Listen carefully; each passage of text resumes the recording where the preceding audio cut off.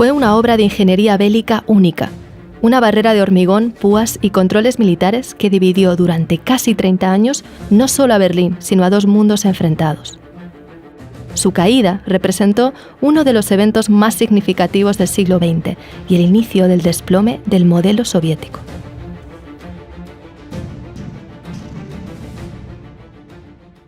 Tras ganar la Segunda Guerra Mundial, Estados Unidos, Francia, Reino Unido y la Unión Soviética acordaron dividir la derrotada Alemania en 4 zonas. Berlín quedó en la parte soviética, pero al ser la capital decidieron dividirla. Cada una de las 4 grandes potencias administraba su propio sector de la ciudad. Lo que quedó fue un bloque capitalista al oeste y un bloque comunista al este. Esa división era parte de lo que el primer ministro británico Winston Churchill popularizó como la cortina de hierro, un muro ideológico que separaba estos dos modelos antagónicos.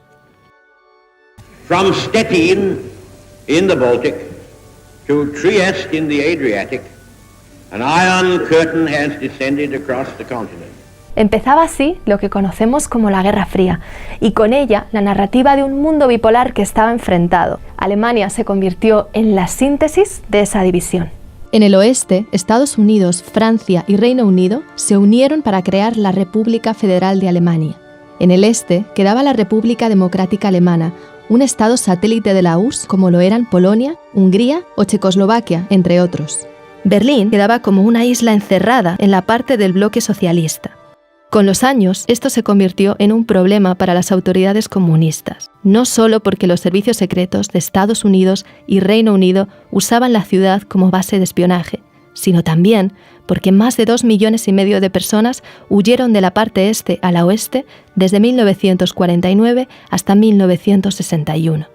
Muchos cruzaban atraídos por las mayores oportunidades del lado occidental. Para evitarlo, las autoridades comunistas ordenaron que se construyera un muro que dividiera la ciudad. Y así, la noche del 13 de agosto de 1961 empezó la Operación Rosa, que en pocas horas y para sorpresa de muchos, levantó el muro de Berlín. En los años siguientes, se transformó en una barrera casi infranqueable, hecha de losas de más de 3,5 metros de altura y reforzadas con cables de acero.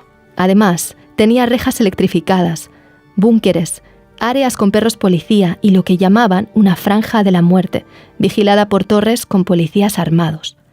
El muro se extendía 155 kilómetros y rodeaba todo Berlín Occidental. Como consecuencia, separó familias y seres queridos durante casi 30 años, algo que fue traumático para generaciones de alemanes. Durante estos años, muchos intentaron cruzarlo sin éxito. Unas 262 personas murieron en el intento y otras miles fueron arrestadas. Aunque escaparse al otro lado no era del todo imposible. Mientras existió el muro, más de 5.000 berlineses del este consiguieron franquearlo a través de túneles, escondidos en autos o usando ingeniosos métodos como cruzar en tirolesa. Pero a finales de los 80, la situación estaba destinada a cambiar radicalmente. Los gobiernos comunistas eran cada vez más corruptos e ineficientes. La Unión Soviética estaba viviendo una profunda crisis económica. Esta crisis estaba agravada por la costosa carrera armamentista con Estados Unidos y por la guerra en Afganistán.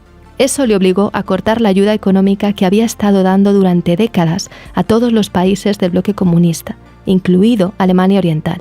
Todos esos problemas generaron un gran descontento social, al que el líder de la Unión Soviética, Mikhail Gorbachev, trató de dar respuesta emprendiendo una mayor apertura política y social, lo que se conoció como Glasnost. Gracias a ella, los ciudadanos y medios de comunicación de esos países empezaron a tener mayor libertad de expresión y a usarla para criticar a sus gobiernos. Convocaron inéditas huelgas y protestas en todos los países del bloque del Este. Sus ciudadanos estaban agotados de sufrir penurias y anhelaban un estilo de vida parecido al occidental.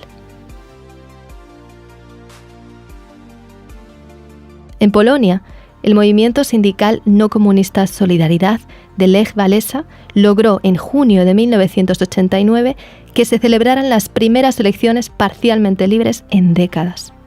Ese mismo junio, Hungría abrió su frontera con Austria, lo que le permitió a miles de alemanes del este cruzar al bloque occidental en solo 2 meses. Y es durante esa ola de cambio cuando se produce la caída del muro de Berlín. En Alemania Oriental, el presidente Erich Honecker se enfrentó a protestas masivas, pero se resistió a abordar las demandas ciudadanas. Finalmente, Honecker renunció, y el 9 de noviembre, el nuevo gobierno de Alemania del Este se vio forzado a introducir cambios, como por ejemplo, permitir viajar fuera del bloque socialista. Se preveía que la medida se aplicara al día siguiente y con restricciones. Pero cuando un periodista preguntó a un alto funcionario de la RDA cuándo podrían empezar a viajar al otro lado, todo se precipitó. Ante ese anuncio, miles de personas se juntaron en el paso fronterizo en Berlín Este y rompieron el cerco hacia la parte occidental de la ciudad. En esos momentos, ni las tropas de control de fronteras ni los funcionarios del ministerio estaban informados. Pero los guardas fronterizos no se atrevieron a disparar. La noche entre el 9 y el 10 de noviembre, los propios berlineses empezaron a destruir el muro. Una multitud eufórica empezó a cruzar la frontera abierta y algunos pisaron el oeste por primera vez en su vida. Del otro lado, cientos de alemanes occidentales los esperaban y celebraban el momento histórico. Familias y amigos que habían vivido separados pudieron encontrarse después de 3 décadas. Todas esas impactantes imágenes dieron la vuelta al mundo. En los meses siguientes la RDA colapsó y con ella el único sistema que muchos alemanes del este habían conocido. A la vez, los demás gobiernos del bloque comunista fueron cayendo uno tras otro y en 1991 la Unión Soviética se desplomó, poniendo fin al mundo bipolar de la Guerra Fría. Alemania se reunificó y se convirtió en el motor económico de Europa. Aunque las diferencias económicas entre el este y el oeste todavía son perceptibles. Por ejemplo, un trabajador de Alemania del oeste gana en promedio casi un 20% más que uno del este. También en el oeste hay más oportunidades para profesionales cualificados y es donde se concentra el mayor número de empresas alemanas. Hoy, cientos de trozos de ese simbólico muro están repartidos por todo el planeta, como un recordatorio de que esa línea de hormigón dividió mucho más que una ciudad. Gracias por ver este video en el que estuvimos trabajando con Angelo buscando imágenes de archivo. De hecho, uno de los mayores desafíos para realizar este video fue bucear el enorme archivo de la BBC y encontrar video de la época. Pero valió la pena. Y seguiremos haciéndolo. De hecho, ya tenemos varios vídeos en nuestro canal de YouTube y te puedes suscribir para verlos todos. Y si te interesa algún tema que todavía no hayamos hecho, envíanos tus ideas a través de los comentarios.